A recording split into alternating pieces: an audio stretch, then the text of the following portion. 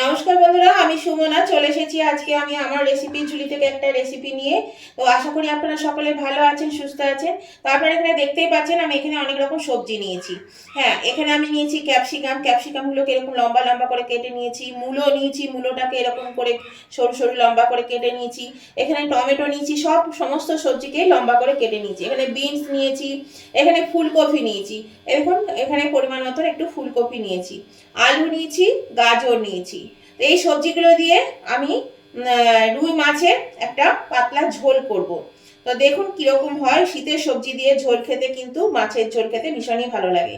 তো এখানে এই সবজিগুলো নিয়েছি, আর আমি এখানে নিয়েছি রুই মাছ। এই দেখুন এখানে আমি পরিমাণ মতো মাছ নিয়েছি, আর 1 পিস মাথা আছে। এখানে 6 পিস আছে দাগার পিস, আর 1 পিস মাথা আছে। তো এর মধ্যে আমি দিয়ে দিচ্ছি নুন দিয়ে দিলাম পরিমাণ মতো, আর দিয়ে দিচ্ছি একটু হলুদ গুঁড়ো। এবার আমি নুন হলুদ মাখিয়ে মাছটা ভেজে নেব। তাহলে চলুন আমি নুন হলুদটা মাখিয়ে নিই, দিয়ে আবার মাছটা ভেজে নিই। এরকম বন্ধুরা নুন হলুদ মাখানো হয়ে গেছে, এবার আমি মাছটা ভাজবো। এরকম বন্ধুরা কড়াতে আমি তেল দিয়ে দিচ্ছি, তেলটা গরম হয়ে গেছে, একটু সামান্য নুন দিয়ে দিচ্ছি। নুন দিলে কি হবে, মাছগুলো কিন্তু তলে লেগে যাবে না। মাছ ভাজার সময় যে লেগে যায় কড়াতে, সেইটা লাগবে না। আমি একটু নুনটা দিয়ে তেলটা মিশিয়ে দিলাম ভালো করে কড়ার মধ্যে। এবার আমি মাছগুলো ছেড়ে দেব, আর তেলটাকে বেশ ভালো গরম করে নিতে হবে, তারপরে মাছগুলো ছাড়তে হবে। তারপরে আর কমিয়ে দেবেন, তা নাহলে কিন্তু মাছটা মানে উপরটা ভাজা হয়ে যাবে কিন্তু ভেতরটা কাঁচা থেকে যাবে। আমি এবার মিডিয়ামে দিয়ে দিচ্ছি। এভাবে আমি মাছটা পুরো ভেজে তুলে নিচ্ছি আগে। এরকম বন্ধুরা মাছটা সব ভাজা হয়ে গেছে, আমি সব মাছ তুলে নিলাম। তো এবার আমি এর মধ্যে আলুটা ভেজে নেব। এই তেলের মধ্যে বন্ধুরা আমি আলুগুলো প্রথমে ভেজে নেব। আলুগুলো ভেজে আগে তুলে নেব, তারপরে ফুলকপি ভাজবো, তারপরে একটা একটা করে সবজি একসঙ্গে ভেজে নেব। তাহলে চলুন আমি আগে সবজিগুলো এবার ভেজে নিই। এরকম বন্ধুরা সমস্ত সবজি আমি ভেজে তুলে নিয়েছি, শুধু টমেটোটা ভাজিনি, টমেটোটা আমি এখন ভাজবো। তো এবার আমি দেখো ওই তেলের মধ্যেই দিয়ে দিচ্ছি ফোড়নে দিয়ে দেব এখানে 2 টুকরো তেজপাতা, 3টে শুকনো লঙ্কা ছোট ছোট টুকরো, আর 1/2 চামচ 5 ফোড়ন। এটা আমি ফোড়নে দিয়ে দিলাম। এটা একটু নেড়ে নেবো, একটা সুন্দর গন্ধ বেরোবে 5 ফোড়নে। তারপরে আমি মশলাগুলো দেব। এখানে একটু দিয়ে দিচ্ছি হলুদ গুঁড়ো, তাহলে মশলাগুলো কিন্তু ছিটাবে না, সেই জন্য আমি এখানে একটু হলুদ গুঁড়ো দিয়ে দিলাম। হলুদ গুঁড়ো দিলে পরে মশলাগুলো ছেটায় না।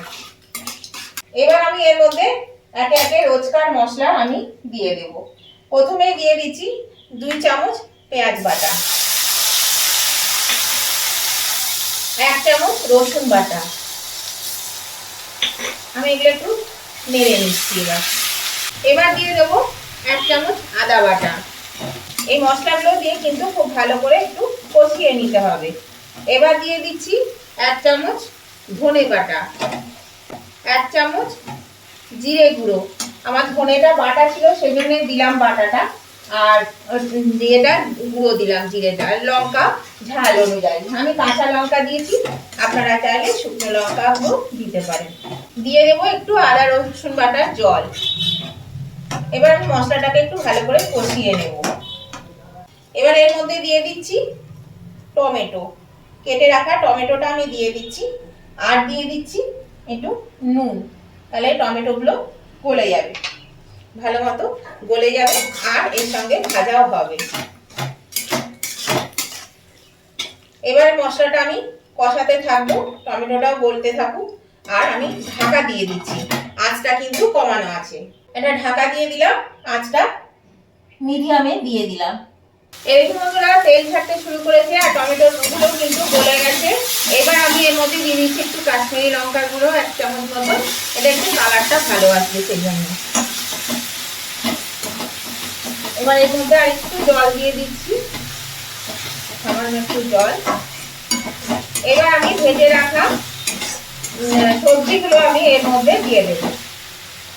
সমস্ত সবজিগুলো আমি যেগুলো ভেজে রেখেছি সব দিয়ে দেব, দিয়ে এই মশলার সঙ্গে খুব ভালো করে কষিয়ে নেব। এবার সবজিগুলো কিন্তু আমি নুন হলুদ কিছু দিইনি সবজিতে। এবার আমি এর মধ্যে একটু নুন হলুদ দিয়ে দেবো। দিয়ে দিচ্ছি হলুদ গুঁড়ো পরিমাণ মতো, আর দিয়ে দিচ্ছি একটু নুনটা একটু লাগবে। নুন যেটুকু দিয়েছিলাম এতে দিয়েছি, এবার পরে দিয়ে দেবো এই যে জলটা, আদা বাটার এই জলটা আমি দিয়ে দিলাম এর মধ্যে। আমার এখানে কিন্তু রোজকার সমস্ত মশলাপাতি দেওয়া হয়ে গেছে, নুন হলুদও দিয়ে দিয়েছি। তো এবার আমি এটা ভালো করে একটু কষিয়ে নিচ্ছি আগে, তারপরে আমি জল দিয়ে এটাকে সিদ্ধ করে নেব।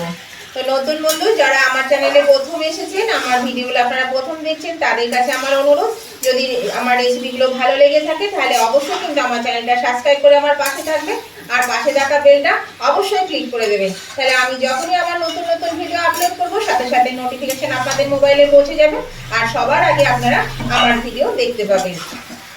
আর আমার উভয় বন্ধুদেরকেই বলছি, যারা আমার পুরাতন বন্ধু রোজ রোজ রোজ আমার ভিডিও দেখেন তাদেরকেও বলছি, এবং নতুন বন্ধুদেরকেও বলছি, আজকের রেসিপিটা যদি আপনাদের ভালো লেগে থাকে, এই শীতের সবজি দিয়ে মাছের ঝোল খুব কম মশলা দিয়ে কিন্তু আমি করেছি।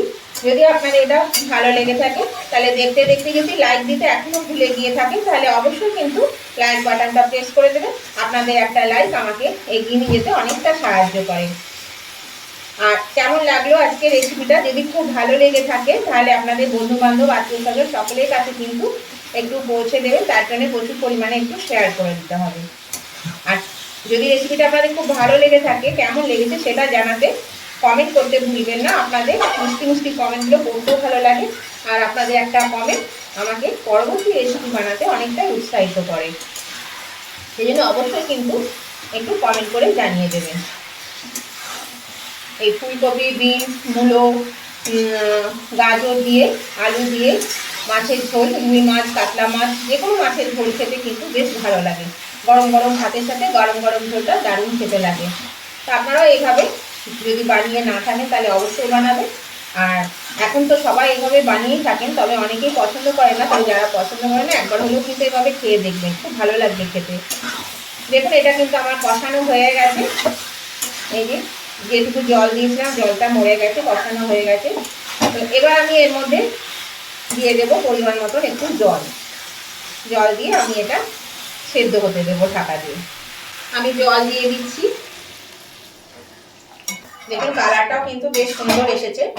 এইটুকু পরিমাণ আমি জল দিলাম, আমাদের এইটুকু ঝোল লাগবে, তাছাড়া সিদ্ধ হতে হতে অনেকটাই কিন্তু জল কমে যাবে, সেই জন্য এই জলটুকু আমি দিলাম। এবার আমি এটা ঢাকা দিয়ে ভালো করে সিদ্ধ করে নেব, তারপর আমি আবার ফিরে আসছি আপনাদের কাছে। দেখুন বন্ধুরা ঝোলটা টকবক করে ফুটছে, আর সমস্ত সবজি কিন্তু সিদ্ধ হয়ে গেছে। এই দেখুন সব সিদ্ধ হয়ে গেছে, একদম গলে গেছে, খুব সুন্দর সিদ্ধ হয়ে গেছে, এই যে সব সিদ্ধ হয়ে গেছে। তো এবার আমি এর মধ্যে মাছটা দিয়ে দিচ্ছি, ভাজা মাছগুলো আমি সব দিয়ে দেব। আর দিয়ে দেব দুটো কাঁচা লঙ্কা চিড়ে দিয়েছি, গন্ধটা ভালো হবে। আর একটু স্বাদ অনুযায়ী চিনি দিয়ে দিলাম, একটু মিষ্টি দিলে খেতে কিন্তু বেশ স্বাদ হয়। আর যেহেতু সবজি দেওয়া আছে সেই জন্য কিন্তু একটু মিষ্টি দিলে এটা খেতে বেশ ভালো লাগবে। তো এবার আমি একটু ভালো করে ফুটিয়ে নেব, ফুটিয়ে নিয়ে আমি এটা নামিয়ে নেব। আর দেখুন কালারটাও কতটা সুন্দর হয়েছে, কালারটাও কিন্তু দারুণ হয়েছে, আর এটা খেতে কিন্তু অসাধারণ লাগে। এই মানে একবারে মাছের ঝোলের সঙ্গে সবজিটাও হয়, আর টেস্টটাও কিন্তু ভাতে মাখালে দারুণ খেতে হয়। তো এইভাবে কিন্তু অবশ্যই করে খাবেন, দেখবেন খুব ভালো লাগবে খেতে। আর বেশি নাড়বো না, তাহলে এই ফুলকপিগুলো ভেঙে যাবে। তো দেখুন একটু ফুটে যাক, ফুটে গেলে আমি নামিয়ে নিচ্ছি। এরকম বন্ধুরা 3-4 মিনিট ফুটে গেছে, আমি এবার কিন্তু গ্যাসটা অফ করে দেব, দিয়ে আমি এগুলো নামিয়ে নেব, ঝোলটা নামিয়ে নেব। গ্যাসটা আমি অফ করে দিলাম। তো চলুন এবার আমি এটা নামিয়ে নিই। দেখুন খুব সুন্দর কিন্তু গন্ধও ছেড়েছে, দারুণ লাগছে। এই দেখুন বন্ধুরা এটা নামিয়ে নিয়েছি, হয়ে গেছে। আর দেখুন কি সুন্দর কালারটা হয়েছে, আর এটা খেতেও কিন্তু ততটাই সুন্দর হয়, যতটাই দেখতে সুন্দর খেতেও ততটা সুন্দর হয়। অবশ্যই কিন্তু এইভাবে করে খাবেন, দেখবেন খুব ভালো লাগবে খেতে। তো ভিডিওটা ভালো লাগলে নতুন বন্ধু এবং পুরাতন বন্ধু উভয় বন্ধুরাই কিন্তু লাইক শেয়ার কমেন্ট করতে ভুলবেন না। আজকের মতন আমি ভিডিওটা এখানেই শেষ করলাম, আবার নতুন ধরনের ভিডিও নিয়ে চলে আসবো। ততদিন আপনারা সুস্থ থাকুন, ভালো থাকুন, টাটা বাই বাই।